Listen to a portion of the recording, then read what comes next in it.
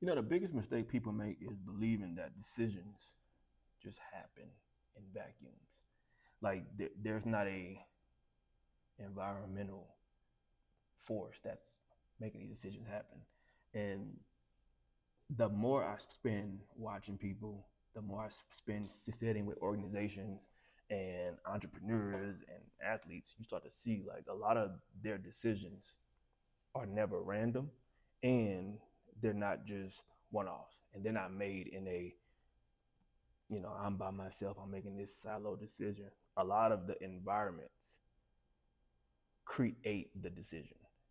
And I like that because I believe if you set the right environment, your decisions will always benefit the whole, right? But in athletics, especially in the college athletic space, everybody's making decisions. Smart people are making really smart decisions, but they're making them in their own space, in their own silo, and you start to see the compound effect of that, right? You have the federal law trying to come into this college space. Then you have individual state laws making decisions. Then you have individual conferences making decisions. Then you have individual teams within the conference.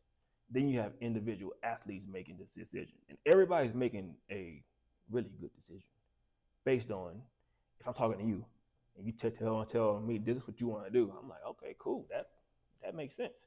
But if you don't tell me that you're making a decision and it also impacts your coworker or it impacts your client, I probably would have never said, "Oh, yeah, it's a good idea" or a good decision, right? And I try to think about where did everything go wrong, because in athletics, it's team sports, right? You're not making decisions on a team that only benefit one athlete. You're not in the game saying, "Yep, well, some people might be in the game saying I'm doing this for me," but to be a team player, you you have to make decisions for the team. And somewhere along the lines, the team aspect in athletics changed. And then the enterprise aspect in athletics was never on the same page. So then you throw in rev share, NIL, LLCs, agents, new ADs, you got GMs, and it's like we never solved the environment. So now you're throwing in all these savior things like, oh, well, this happened. Let's go and hire this person. Or I need a contract. Let me hire an agent. Or I got to build me a roster. Let me the GM. Or I got to do, like, it's always you're making decisions to solve an issue and you're bringing in people to make decisions for that issue. But the environment is still fragmented.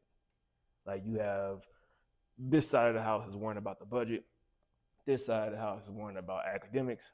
This side of the house is doing compliance. This side of the house is coaching. This side of the job, well, this side of the house is hiring. And then everybody's literally making sound decisions. And then in the blink of an eye, one thing happens. And it sends everybody into a frenzy. It sends everybody into a panic because no longer can they make a decision based on one, their interpretation of what just happened, and they can't make a decision based on just their job. And I think that was probably the beautiful thing of the house settlement, and the cool part about rev share is that it forced everybody to start thinking holistically and from a macro level, because you're no longer just saying, well, man, as long as I did my job, I'm straight. And if that's the case, cool.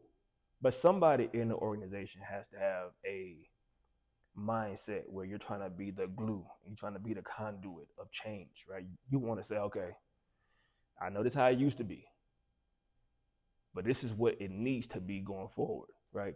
Yes, you still go build the roster. Yes, you still worry about academics. Yes, you worry about compliance. Yes, the budget is definitely important.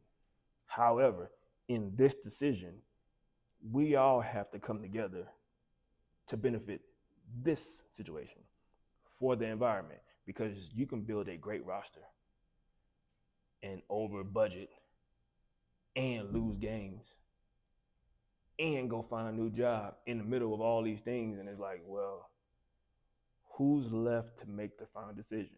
And you can't just say, oh, the AD's job. The AD has enough jobs, right? They're putting the whole department together. They have enough jobs. And then you can't say, well, that's the GM's job.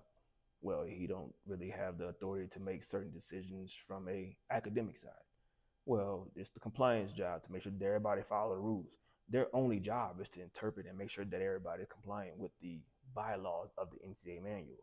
Their job is not to worry about the budget or an agent or the rev share contract. So when I started looking at the environments of how decisions are made, you realize that I don't think anybody's making a bad decision.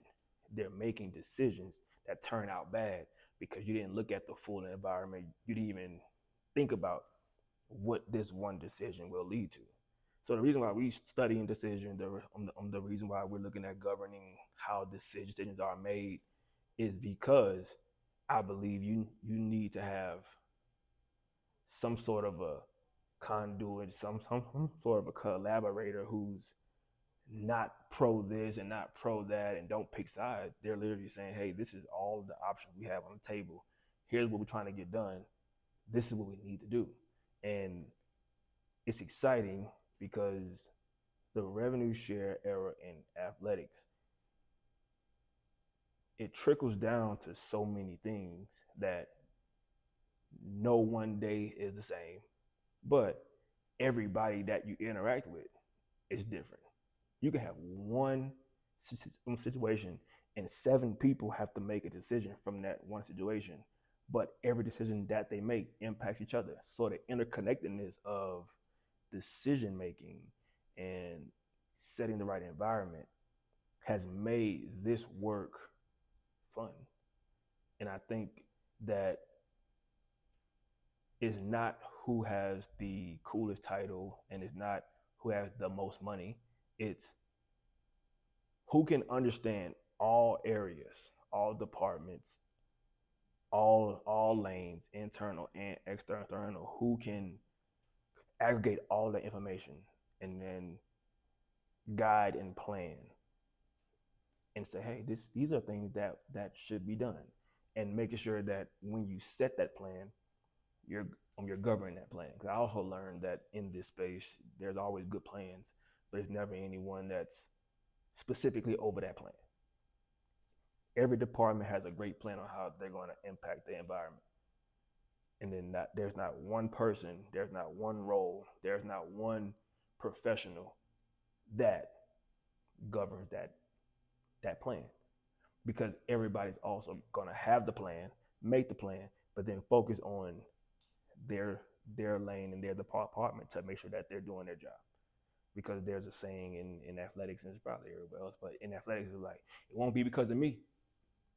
Hey, if this fall, it won't be because of me, right? And I think you have to have a certain level of confidence and experiences to be okay with stepping in the fire and saying, because of me, this is going to go well. Not I'm running from it.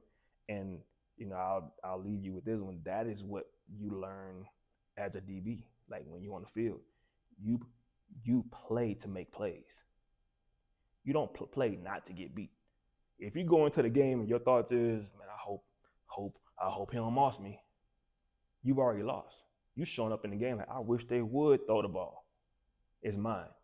And that's how I view all of this. It's like, give me the hardest decision y'all have to make. Let me walk into any environment, and I know because of me, because of our system, because of what we've put together, because of our experiences, because of us, this is going to work.